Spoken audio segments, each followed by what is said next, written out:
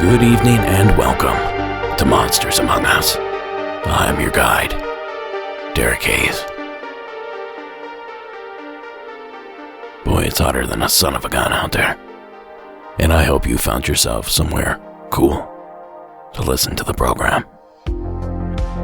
Now, it hit 100 degrees up here this week. It was over 120 something down the hill.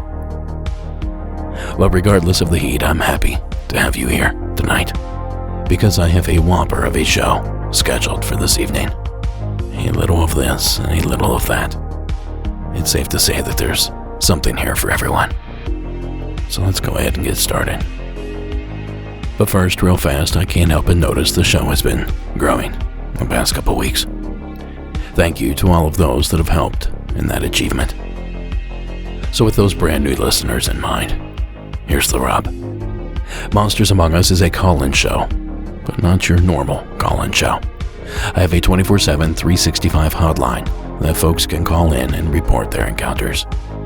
Each week, I pull a few of these stories, and we discuss them here on the program. The subject matter can range from all sorts of things, but they all have one thing in common. These stories are said to all be true accounts. Take Devin's entry out of Texas, for example. Devin, welcome to the program. Hey Derek, been listening to your show, started back from season 1. My name is Devin. I live in Denton, Texas, and this story is actually from my father, who's been saying this for, 16, 17 years around the campfire. My dad grew up in San Angelo, Texas, and this is a Goatman story. And he claims to have an experience one night back in 1984, and in those times you were allowed to run around with guns and shoot squirrels and all that kind of stuff. His friend Robbie Overstreet was with him. They were camping one night in some secluded area, a lake or a giant pond or something like that. And these were not conformed camping sites. These were sites you could just go to and make your own camp. And one night, they went out as teenagers. So they went out one night, and they thought they would take their new bows and make little stick arrows and mess with some of the people across the pond or a small lake, whatever.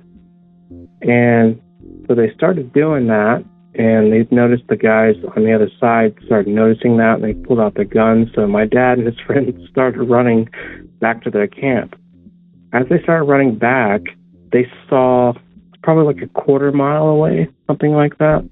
Not too far. They could still see the campfire blazing across their trucks because they would park their trucks around the campfire. And they were running back, and they saw some kind of being that wasn't. It was like, the way he described it was like a black, person. The light from the campfire was not blazing on them, so they couldn't see like who it was. And they started seeing like someone like throwing sand and dirt on the campfire, like trying to put it out. And when they got there, the campfire was almost out. And when he looked down, he saw, all the sand and residue was around the campfire. They saw a bunch of hoof prints. And the reason why I'm saying this is because your last episode was about Goatman. Now, I actually live in Denton, Texas. I went to high school at Lake Dallas. I'm right across the street from Old Alton Bridge. I've been there several times, so it just kind of reminded me about Goatman. And, you know, my dad was in San Angelo, so it's a really far, long way. So I just wanted to tell you that story. My dad's been telling this story for a long time. And actually, back in 2016, my grandfather passed away. So I actually met his friend, Robbie Overstreet, who was there. And I asked him about it separately, and he was like, oh, yeah, that happened. I can't remember the time where I never forgot that. So I just wanted to share that, and love your podcast. I got other stories. I've had some crazy UFO encounters, but I'll call back when I'm ready, I guess. Anyway, thank you. Thank you, Devin. Okay, let's go monster hunting. Well, we did some research, and it turns out that the area Devin's father had his experience in does indeed have a legendary creature in its lore. They call it the Lake Nosworthy Monster, and it's said to inhabit the waters of Lake Nosworthy, which is located just to the south of San Angelo. Now, Devin's father described a pond or small lake, so could this be that very same body of water? Now, at first, it might seem as though we struck gold, but here's where the wheels fall off. The description of the creature in Devin's call does not match the reports of the Nosworthy Monster, which has been described as a 6-foot-long, not tall, long, scaly creature that inhabits the waters of the lake. In other words, it seems to be a crocodilian of some sort, a gator, croc, caiman, etc. And Devin's father clearly described something upright and human-shaped, and claimed that it left hoof tracks in the sand. Now, although I could not find any hoofed humanoid stories from the area of San Angelo, I do know plenty persist in the Lone Star State. For some reason, it seems that many of the monsters in that area seem to share one characteristic: cloven hooves. For example, take the Donkey Lady Bridge story out of San Antonio. Shattered windshields, hoofprints, and neighing. Welcome to Donkey Lady Bridge, a ghost story that goes back decades. The lady was badly burnt in a fire, and she was distorted, and her hands became almost to look like hoofs, and they were heavily scarred, and her face was elongated, and she sort of looked like a horse. She was coming across the bridge here with her donkey. Her donkey had attacked and hurt a little boy earlier or something along that line. The father came out here, the little boy. He caught the lady and the donkey going across the bridge. Rumor has it, that woman and her donkey were pushed off the bridge and died. Then, her spirit never left. Or how about the legend Devin spoke of? The old Alton Bridge Goat Man. It's one of Denton's most legendary ghost stories, and most terrifying. If you go there at night now, you could possibly see the Goat Man. There was a man named Oscar Washburn. He was a goat farmer, and so he had decided that he was going to put a sign up on the bridge to direct them down the dirt path to this way to the Goat Man. There's no official record of Washburn, but historians say he was killed in a race-motivated attack on this very bridge. The legend goes that, visiting the bridge is always kind of daring a visit with the Goat Man. Going onto the bridge and knocking 3 times. It's kind of a summons, or a dare, if you will. And of course, in the Fort Worth area, occurring 54 years ago this month, the Lake Worth Monster. A good spot for young folk to do what young folk do. Rob Denkhaus is the manager of the Nature Center and took us to the old hangout spot where in 1969, something happened. They heard some disturbance and then a loud scream. A tire, with a rim mind you, came flying 500 feet off that ridge. And when the crowd looked up, they saw a creature up on top there. Some who have seen it say it looks like a half man, half goat. And it was hairy and I couldn't see his face. It was in the dark.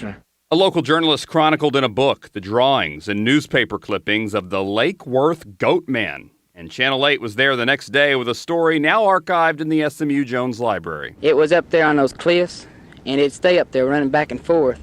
The skeptical say it's a man in a monkey suit, so tonight there will be more people back, armed with cameras and probably with rifles. Now, those stories courtesy of KSAT, ABC News 12 out of San Antonio, KTVT, CBS News 11, and WFAA, ABC News 8 out of Dallas, respectively. So there you go, Devin. Your dad's not the only one that's experienced something like that. And most of those legends go back a ways. It's certainly got to count for something. So thanks again, Devin, for sharing your entry. Now, folks, if you have a true paranormal tale, please call our hotline at 1-888-608-NIGHT. That's 888-608-NIGHT. And don't forget, you can email me a recording made from your cell phone. Just send it to monstersamonguspodcast@gmail.com. And you know, folks, it's that time of the season again. Time to announce the theme to the season 16 premiere episode. And this year, we're going to run one back. I had so much fun with this topic last time we addressed it that I just had to bring it back. So, calling all truckers, long haulers, bus drivers, delivery drivers. If your vehicle has more tires than it does seats, and you drive it for a living, you qualify, and I want to hear from you. Please give us a call at 888-608-NIGHT. And before you start your story, just say this is for the truck driver special. Then I'll use my fancy voice searchy thing and pull your call out of the sea of entries. Now, that special episode is only a few months away, so please don't hesitate to get that call in today. Now, next up, we venture to Nevada, where Vicky is waiting with an eerie entry. Hi, my name is Vicky. I currently reside in Nevada, but I'm originally from Peoria, Illinois. I have grew up kind of experiencing things my entire life, just weird things, seeing things, feeling things, hearing things, voices, being touched, things like that. But it didn't really get bad until my parents passed away on June 22nd and 23rd of 2009. My parents passed away, both of them a day apart. And my mom had always joked with us whenever I was with certain friends that when she passed away, she would come back and mess with us. So I lived in her house for about 2 weeks after they passed away. Mind you, my dad directly passed on the couch that we could not remove because I just couldn't touch it. And then my mother, who had her initial episode of a heart attack at home, ended up passing at the hospital.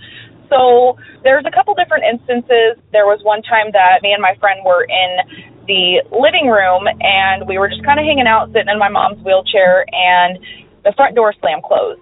We lived in a shotgun house, and it was really nice outside. It was a little breezy, but nothing that would slam doors. Not only that, but with it being a shotgun house, usually if one door moves, then the other door will move just because of the way the airflow is and everything like that. My dad actually used to sleep next to the front door a lot, and he would always yell at us and tell us, "You weren't born in a barn, you need to close this door." So he would slam the door on us. So it very much reminds me of my dad, and that's initially who I thought, and it freaked me out, and I was just like, okay, that's enough.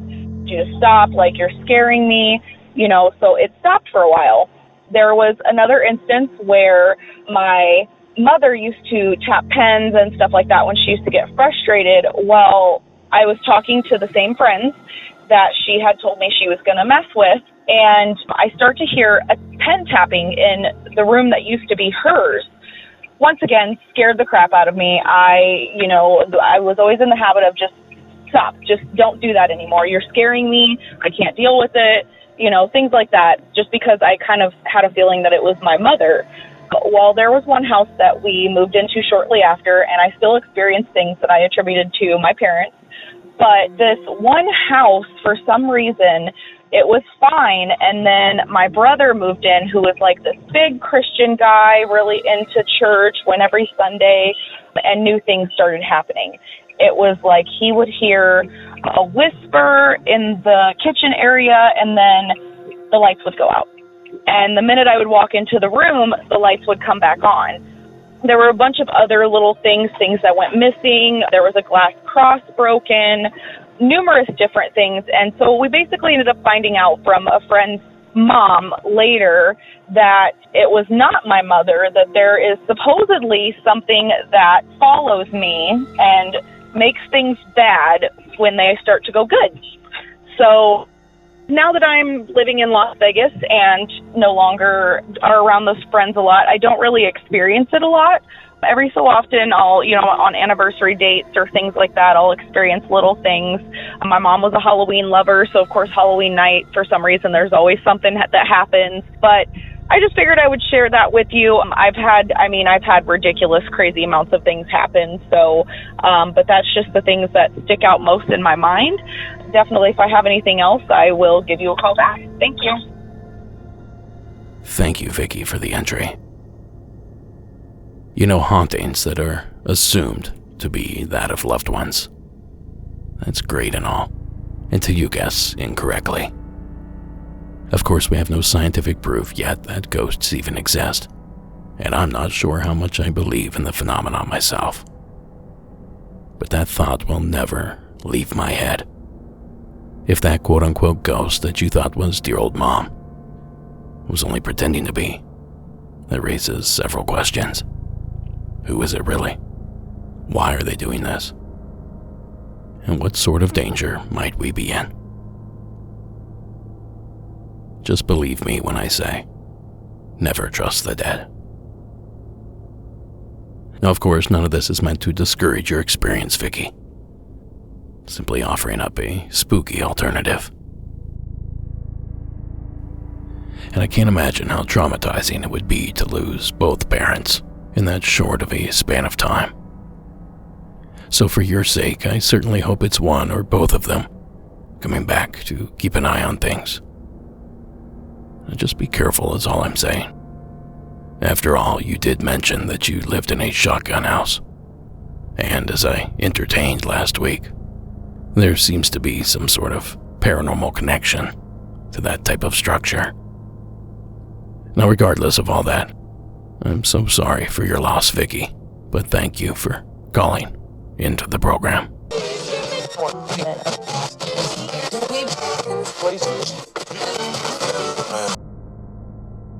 Now let's get back into the action, this time with Lindsay's entry out of Tennessee.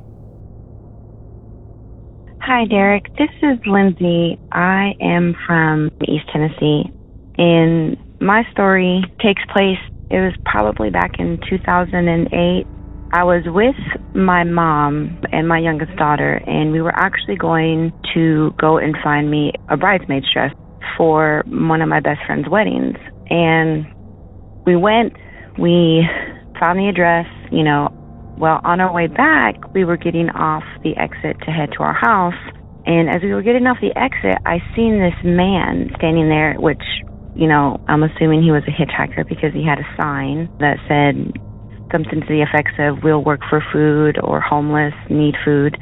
And for some reason, when I made eye contact with this man, it was almost like, I can't even explain it. It was like this urge that I need to help this man, which, all throughout the years, anytime I've ever seen a homeless person or a person in need, me and my husband both, we would always stop, either give them money or help them with food, take them out to eat, so on and so forth.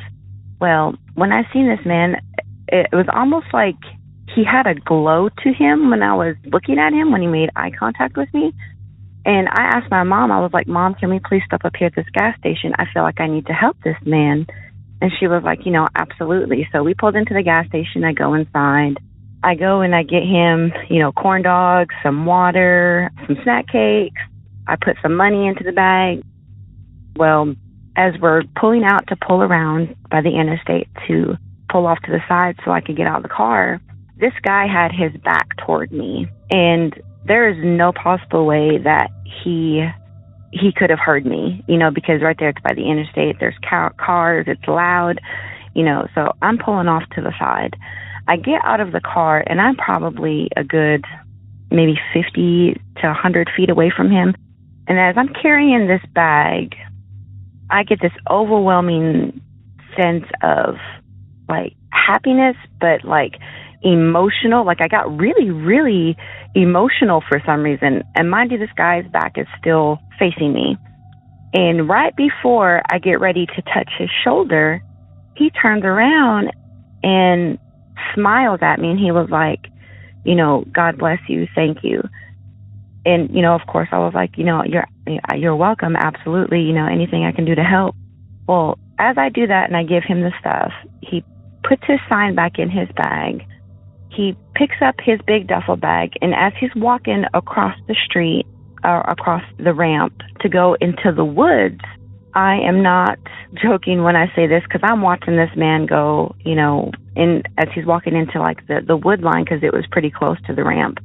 Right before he goes into the wood line, he literally disappears. Like, it's almost like he vanished into thin air. And I was just stunned. I was like, did that really just happen right in front of me? I mean, he was just right before you get to the wood line, and he was just gone. It was almost like, I don't want to say a glitch, because it was just like he just evaporated. It was absolutely insane. And the craziest part is that as I am running back to my mom's truck, I get in the car, and my mom's eyes are as big as baseballs. And she was like, did that guy just disappear? And I was like, you saw that too? I was like, I thought I was seeing things. I thought my mind was playing tricks on me. And she was like, no, I seen him disappear. And I was like, oh my gosh, that is absolutely insane. I don't know who or what I encountered. My mom, God bless her soul, she passed away in 2013, but she seems to believe that we may have encountered like an angel of some sort. And I honestly, the more I thought about it, I thought, you know, that's a good possibility. And I mind you, that day was absolutely beautiful. It was July of 2008. It was sunny. There wasn't a cloud in the sky. I mean, it was a beautiful day. And I don't know, it's almost like the feeling that I had when I met this guy or seen this guy as I was coming off the ramp, and the way we made eye contact, it was almost like something took over me. And then just the emotional feeling that I got from him, I can't even explain it. And I've never felt that way since. And I've helped, and I've, you know, encountered a lot of people in need and whatnot. But the way he just vanished into thin air, I'll never forget that. That was just, and for my mom to validate what I seen when I never even, you know, obviously didn't mention it to her because she's seen it for herself. But I don't know. I'm not a very good storyteller, but I just figured I would share that because that was probably one of the most craziest things that ever happened to me or that I've experienced. But I just figured I'd share that one. That was the one that kind of popped into my head as I was listening to your podcast. Keep up the good work. I hope you can use this.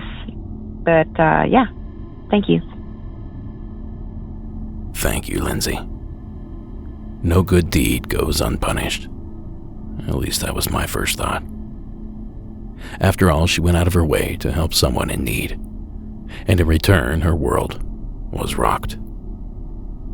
Not a fair exchange, if you ask me. But then a thought crossed my mind.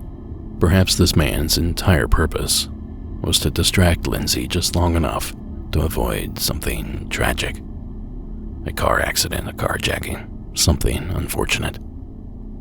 She had mentioned the feeling of peace that overcame her as a result of coming near the man. Could this be another of those guardian angel stories we've heard so often here on the show? That certainly could explain this man's strange behavior. And this is, by all means, a strange story, but somehow still a bit touching. But truth be told, I can't help but be left with one nagging question. When he disappeared, did that corn dog disappear with him, or did it simply fall to the ground, just like they do in the movies? Thanks again, Lindsay, for sharing that puzzling and intriguing story. Now, folks, I have a big announcement to make. Finally, after a long delay, the Color Blast pre-order is finally on its way. Now, if you pre-ordered one of these Color Blast shirts, it will be arriving here within the week. And if you're trying to snag a brand new one, keep an eye on the website, monstersamonguspodcast.com, and click the shop tab, or follow our social media for any updates. Now, I imagine these new ones will go pretty fast. After all, it's an amazing design by the talented Brett Manning, and a brilliant t-shirt pairing by my beautiful wife, Sarah. So with this shirt, you can't lose. Of course, the shop is fully stocked with all your other tried and true designs, all ready to ship out to you before this upcoming spooky season. So visit the site, click the shop tab, and order some gear today. So our next entry is an interesting one, not only because of the subject matter, but because of the source. Mackenzie from South Carolina, welcome to the show. Hi, my name is Mackenzie. I'm calling from Myrtle Beach, South Carolina, and this isn't my story, but this is my boyfriend's story. He's a pilot, and he does a lot of flying over the coast, up and down, with students and with other pilots. And one day when they were flying, they were about at 2,500 feet, and it was, clear blue skies. It was a perfect day.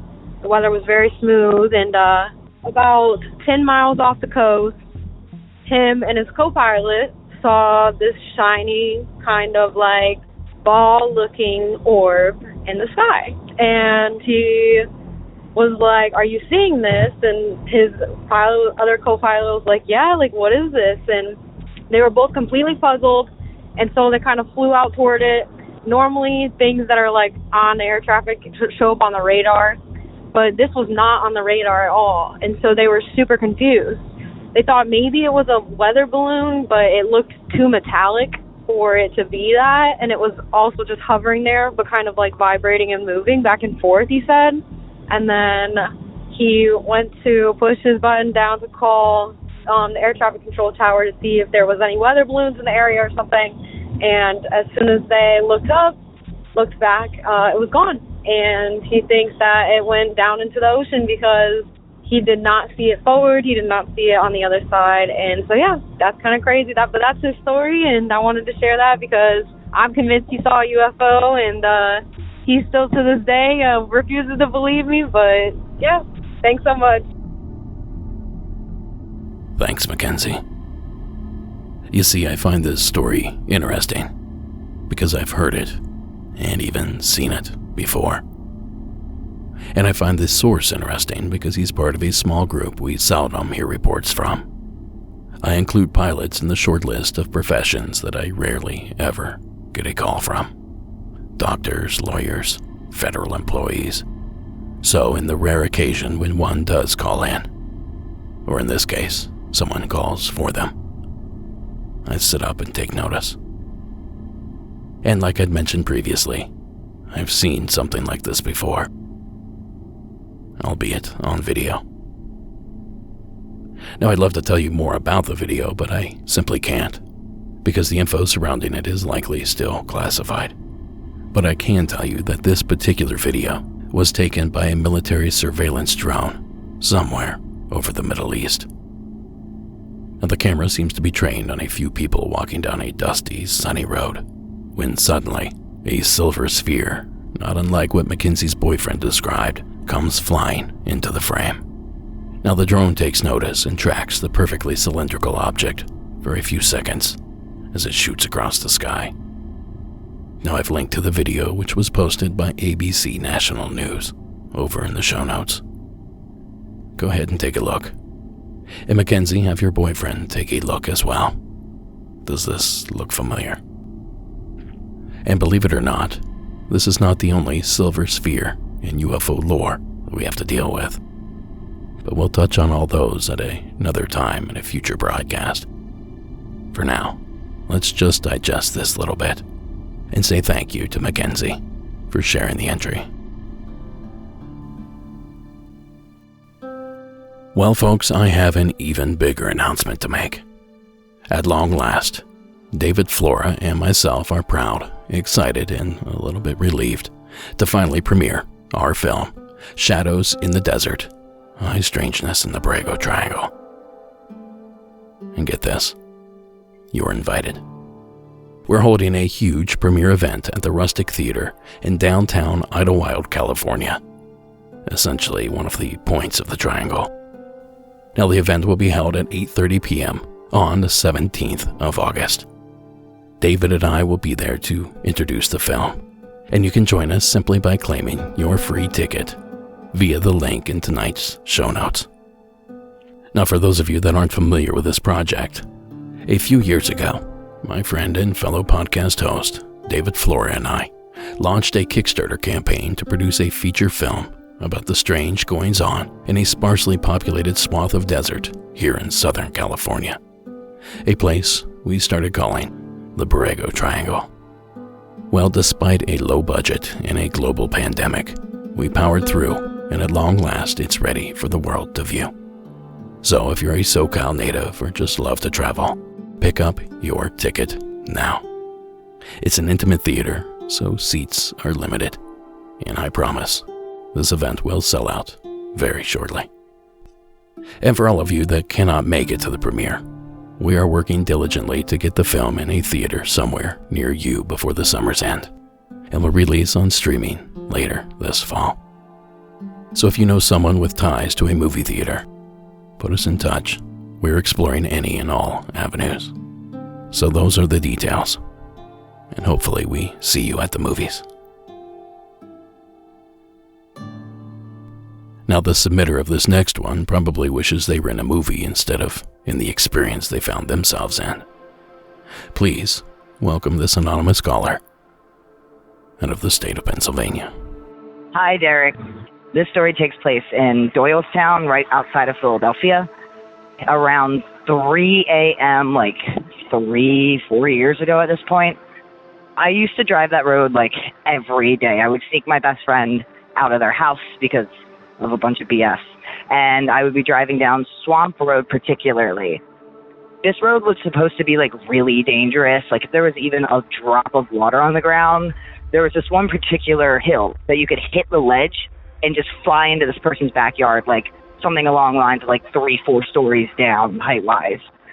So many people have died on it. But I don't think that's really what this creature is about.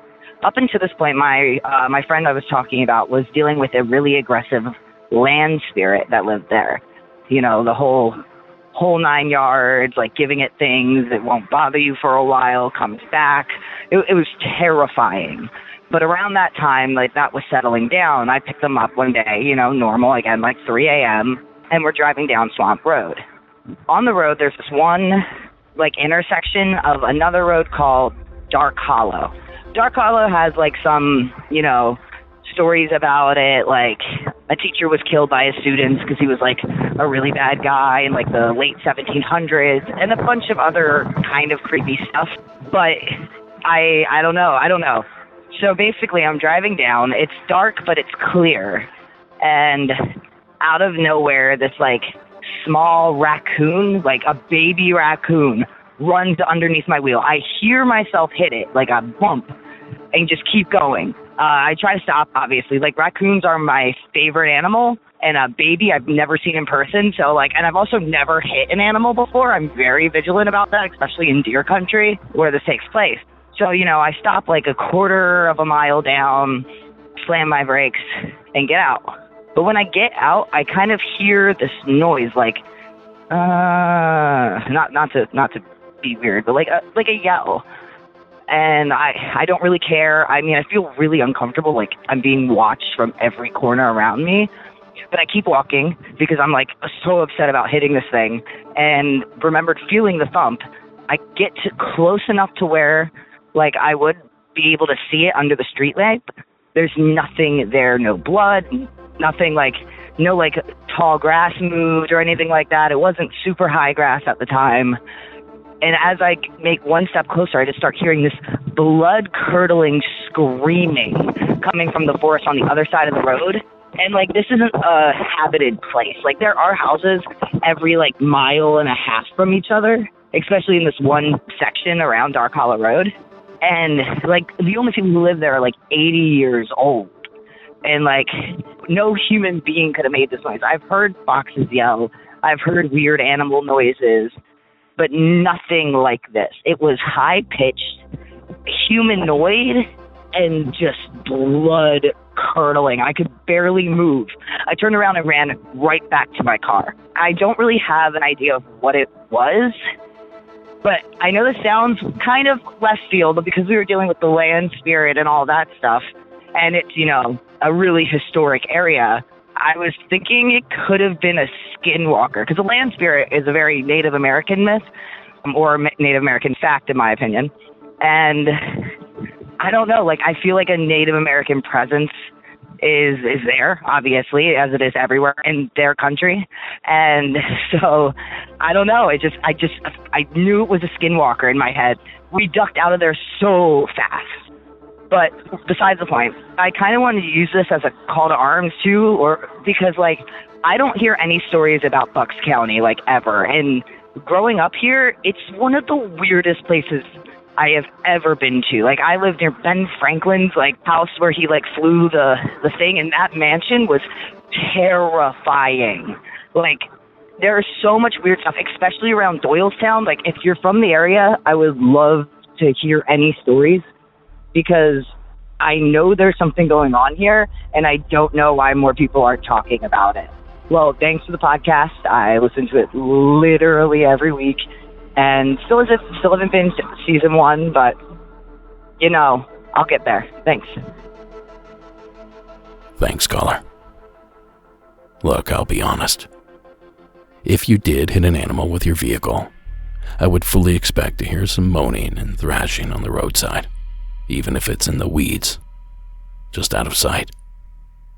Oftentimes, animals that are struck by vehicles are able to continue on for a bit before the adrenaline runs out and the pain moves in.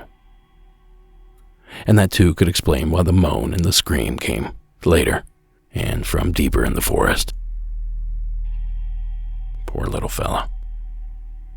And in regards to your Bucks County call-out, I have to disagree with you, caller.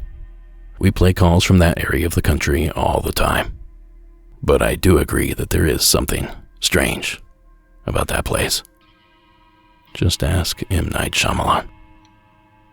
Thanks again, caller, for sharing your entry.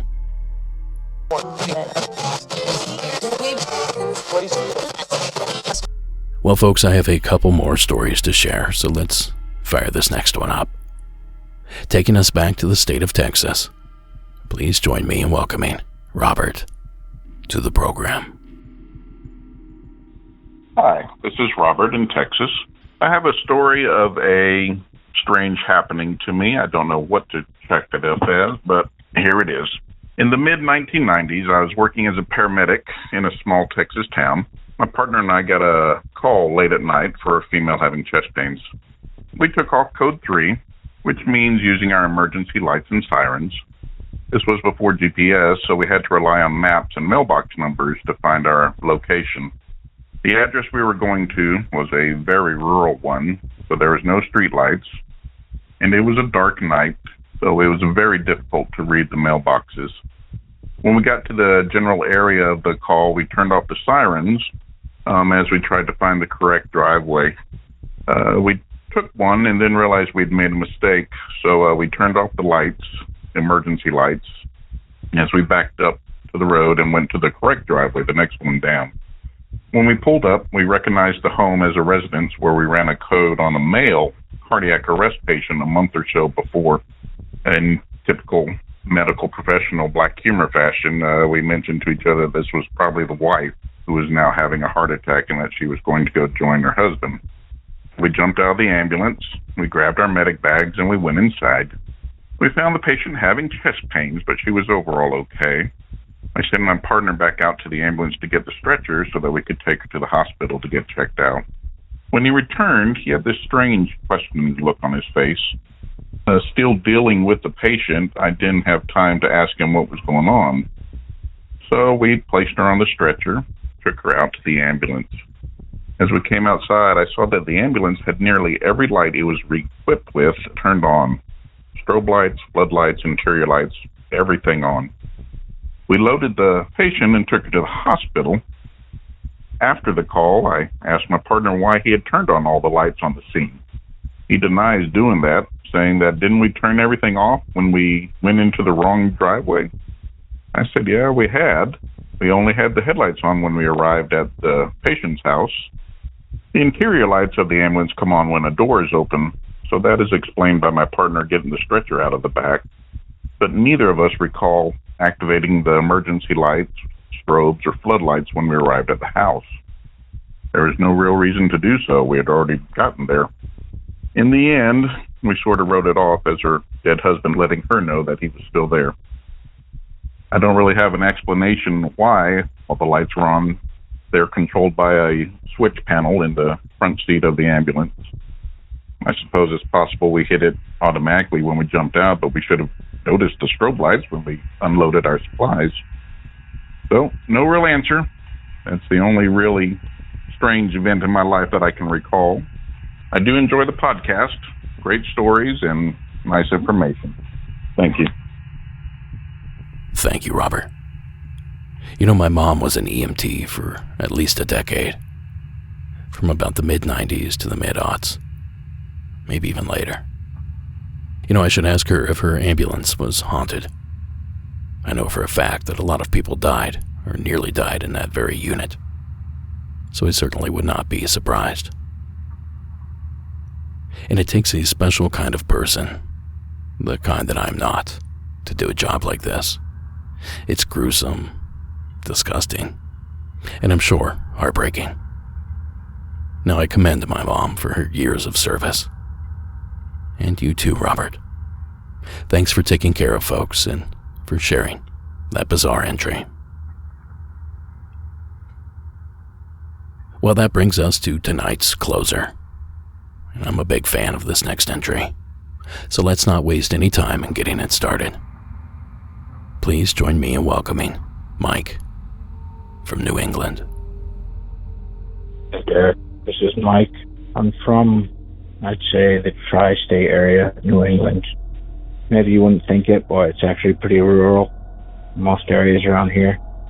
Just listening to your show, and it reminded me of this trippy story that I've been hearing from one of the kids that grew up a couple streets down from me. Just want to preface this by saying the type of kid that experienced this and told this story, he was, not to be condescending, but he had not really much of a personality. He was, just a real average kind of guy, not the type of person you would expect to recount some type of wild story or, anything like that. He didn't believe in aliens, UFOs, nothing like that. He was a real run-of-the-mill, kind of kid. And that's why this has stuck with me so much. I'd say probably about junior year of high school was the first time that I heard it. This occurred to him when he was maybe about 9 or 10 years old. And his family had a house, and out in the back of the house was kind of like, I don't know what you would call it. Like, it was like a wine cellar. They had a couple freezers down there, or ice boxes or whatever, for storing meat, deer and stuff that they had killed or whatever. And this was out in the back of the house. It was like a stairwell that led down to this kind of a little basement area. And I've seen the house myself before. So anyways, when he was, like I said, about that age, 9 or 10, he's out in the backyard playing around. And for whatever reason, he wanders down into this cellar. And he gets down to the bottom of the stairs and looks over to where there's these two long ice boxes sitting on over on one side of the cellar.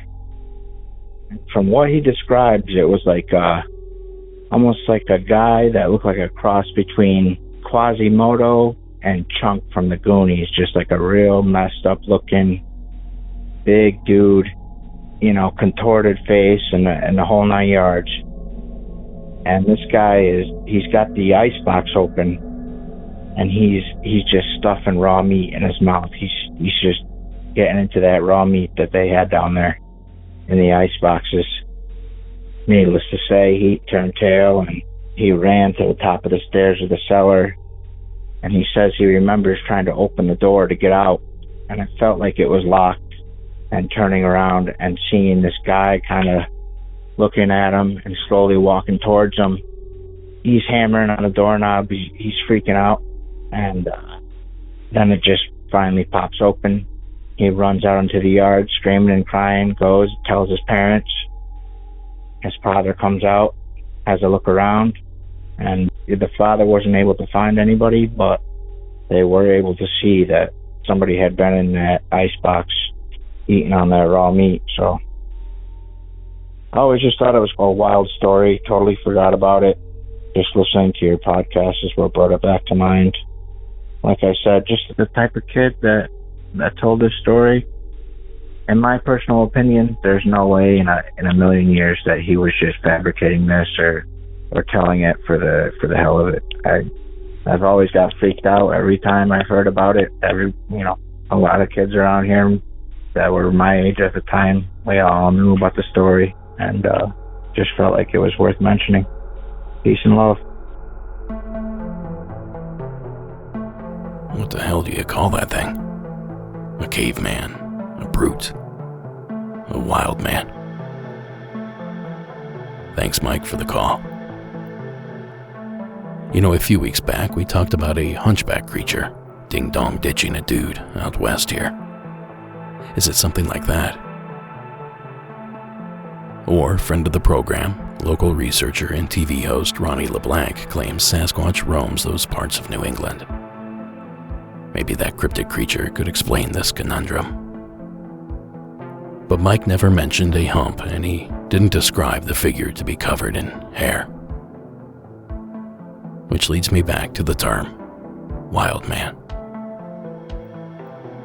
But even that term can be tricky, because many older reports use that term to describe what most would likely call a Sasquatch or Bigfoot encounter these days. But believe it or not, that tri-state area has a history of those types of sightings. And they're careful not to describe the creature in question as an 8-foot hairy giant, but rather exactly as the term would imply. A wild man, a feral human, someone living on the outskirts of society. Think Wrong Turn, or The Hills Have Eyes. Now there have been several flaps reported in that tri-state area. Flaps that go back nearly 130 years. Reports like this one from the Scranton Tribune, published on August 26, 1895. Wild man seen again. A big hunt for the mysterious creature to start from Winstead today. Winstead, Connecticut, August 25th. The wild man in Colebrook has been seen again, this time by Morris Payflin, a well-to-do farmer of Colebrook, who owns one of the largest farms in the Litchfield Hills. While on his way here yesterday, he saw the wild man eating blackberries in the berry patch near the Holmes farm. Mr. Payflin got a good view of the hermit and describes his features, as did head selectman Riley W. Smith, who saw the man in about the same locality a week ago today, eating berries. Payflin's story so terrorized the inhabitants of Colebrook that they came here in groups today and by roundabout ways. They did not dare to leave their homes unless armed. Now that report read by Jeremy at the Sasquatch Discovery Project over on YouTube. And believe it or not, another report of a wild man in northern Connecticut surfaced just a few weeks later, out of an Iowa newspaper. Now I've linked to Jeremy's full report on this flap in the show notes, so check out his video for that second story and for the other details. But you know, I will admit, some of these claims are a little strange. For example, that Scranton Tribune piece goes on to describe the wild man running like a deer while shooting at bystanders with a firearm. And that Iowa piece details the wild man moving about on all fours, not the same that was reported out of Scranton. Still, it's a bit unusual to hear so many reports of wild men in that area of the East Coast. Add to that another string of sightings in the 1970s, and it becomes frequent enough to cause the curious-minded to connect a few dots. And get this. At least one of those sightings in the 1970s detailed the wild man killing and devouring a white-tailed deer. Raw. And all this talk of eating raw meat reminds me of something that was making its rounds on all the paranormal pages just a few weeks back. Back in February of 2021, a nurse in British Columbia, Canada, found a dead deer while she was riding her horses. Curious, her and her grandfather decided to train a camera on the carcass to see what sort of wildlife it might attract. Instead, what she found shocked her, and when it leaked to the world back in May of this year, it also shocked the Western world. Karenia Stanhope, who lives near the Powell River in Canada, started recording the area with her camera, wondering what kind of predators this place would attract when she found a dead deer on her property. The nature-loving woman was shocked by the scene she saw when she examined the footage she recorded. The footage showed two topless women eating deer carcass. According to the News and Mirror, it is seen in the records that two half-naked, pale-haired and neglected women squatted on the dead deer. She was horrified by what she saw in the footage of the camera she set up 2 minutes from her home. In the video, one of the women takes the deer's hoof in her mouth. Karenia described what she saw. It's not clear from the photos, but one of the women put the hoof right in her mouth. Now that coverage courtesy of Your World over on YouTube. Now you know, every bit of coverage that I could find on this story seemed to label these hungry photo bombers as witches. Yet there seems to be zero evidence of that being the case. There was nothing in the image to indicate any sort of witchcraft practice whatsoever.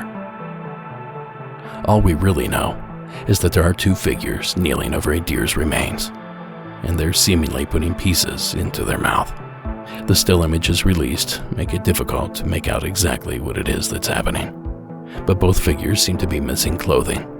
The woman in the front is nearly nude, save for a loincloth and a cheap Halloween wig.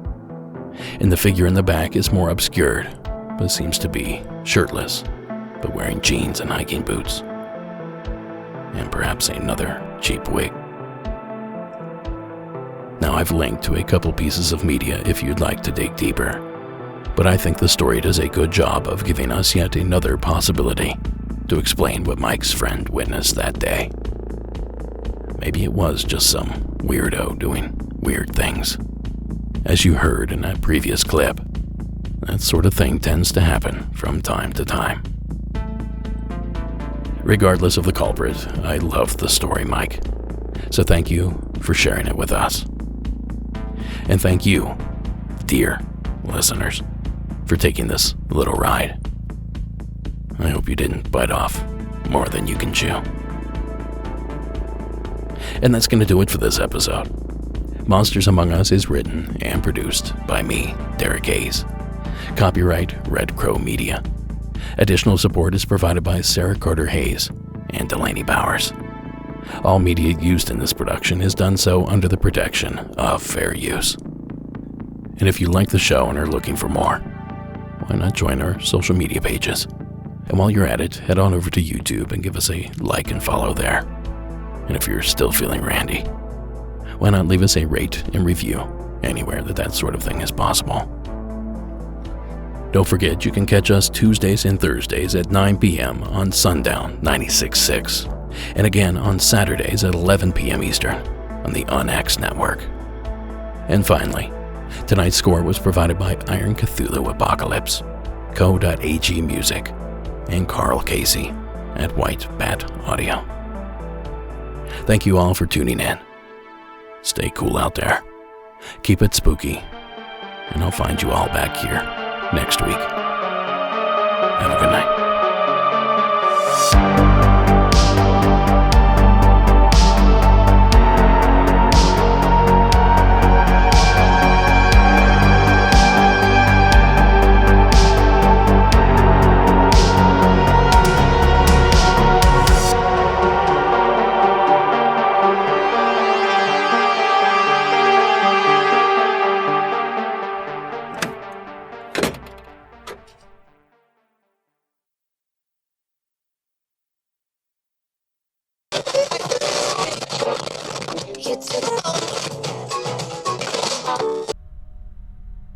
Tonight's secret entry just might teach us a thing or two. Rebecca from Kansas. Welcome to the program. Hi, this is Rebecca from southern Kansas. My story happened a couple of years ago, and I guess I should preface this by saying that I am an amateur ghost hunter. So I've been to multiple locations all over the U.S., stayed the night, tried to find ghosts, and I am a skeptic. Even though I've tried everything that I have experienced, I can kind of brush off or give a scientific explanation for it. So I still enjoy doing it. I still think it's fun, but I've never seen anything spooky, unfortunately. But my family knows that I enjoy it. I often take them with me to do things like that.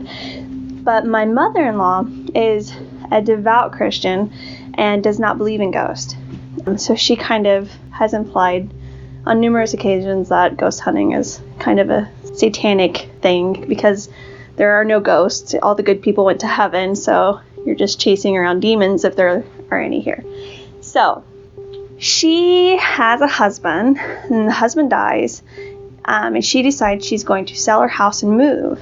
So she clears out her house and buys a house in a different state, and she only comes back to visit occasionally, but since her house has never been sold, it's still sitting there for sale.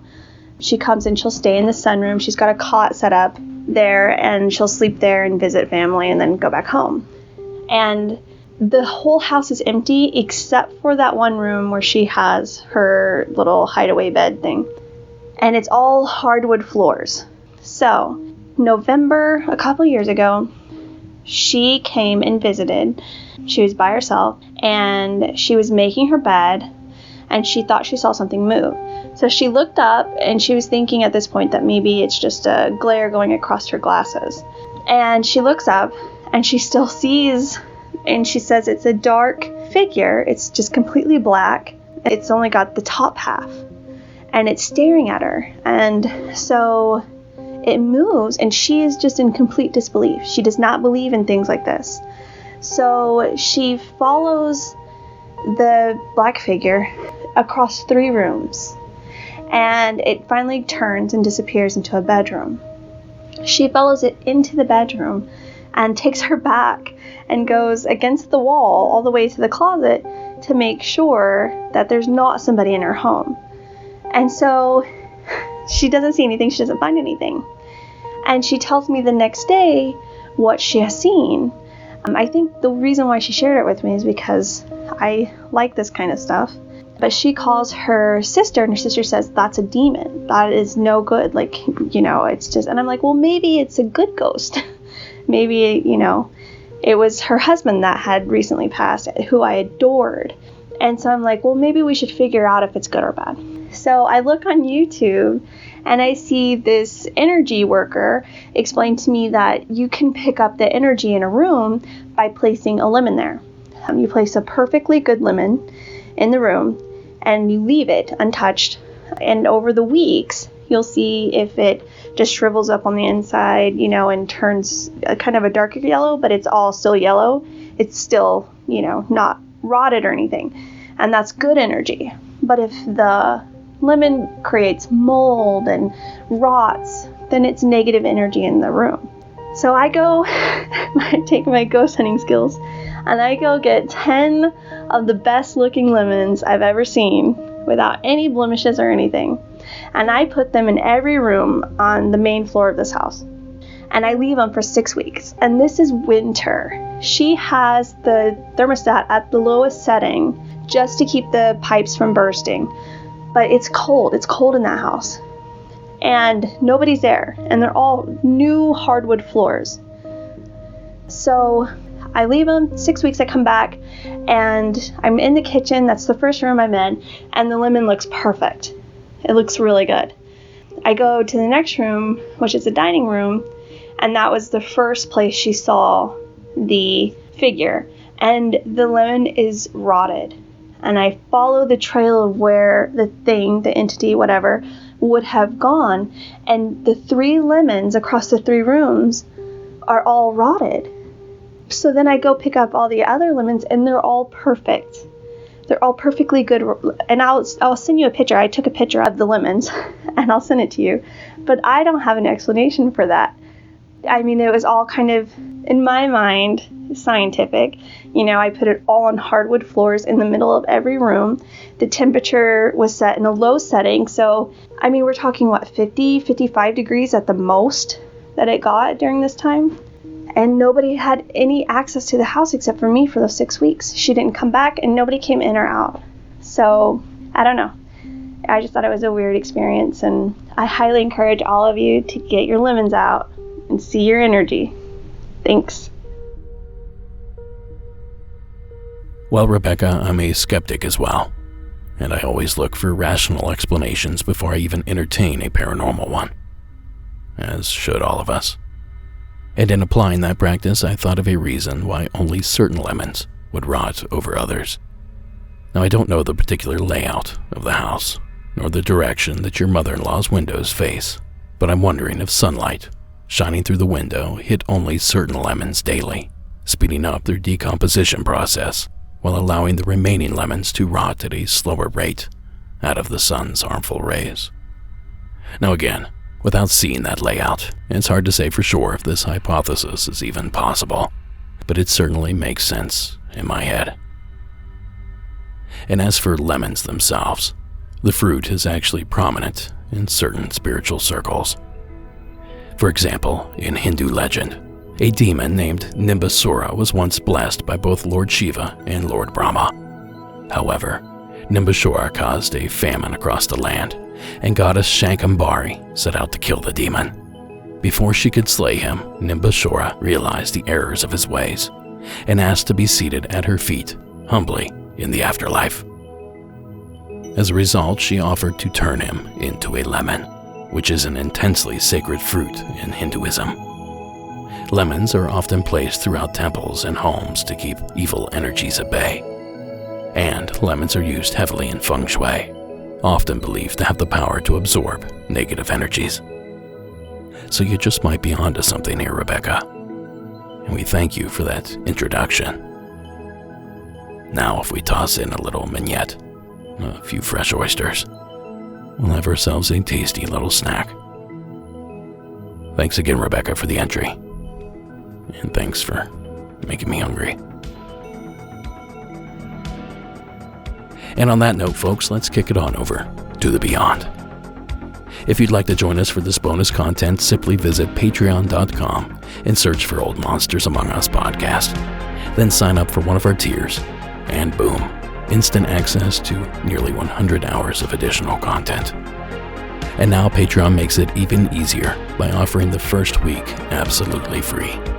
So, in reality, you have nothing to lose.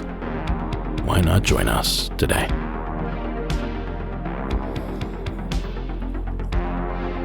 Tonight's bonus content is going to be just a little bit different. You see, there are a few subjects here on the show that I do my best to shy away from, and sleep paralysis is one of them. Sure, the stories are creepy, but for the most part, we already know what's happening here. We know it's a sleep disorder. We know how folks are affected, and we know what to expect. But that doesn't stop people from sharing their experiences with the terrifying disorder. And that doesn't stop the experiences, and in turn the stories, from being downright nightmare-inducing themselves. So tonight I'm going to pull from that folder in what may well become a reoccurring segment that I'm going to call the Sleep Paralysis Files. So please, welcome the following sleep paralysis victims to the program in the first ever Sleep Paralysis Files. Hey, this is Adam from Georgia. I called before with a story about a beer bottle and a doorknob, but I wanted to call. I've been listening to the podcast and been bringing up a lot of memories. Like I said before, I've had a lot of experiences. I feel like I'm a little bit more in tune with this kind of stuff than your average person, I guess, which sucks because I don't want to be. It all freaks me out. But when I was probably 4, maybe 5 years old. We used to live in this apartment complex. It was like little duplexes, and it was the middle of the night, and I woke up, and I couldn't move, and I was freaked out. I know now it was sleep paralysis, but at the time, I didn't see anything, but my bedroom door slowly opened,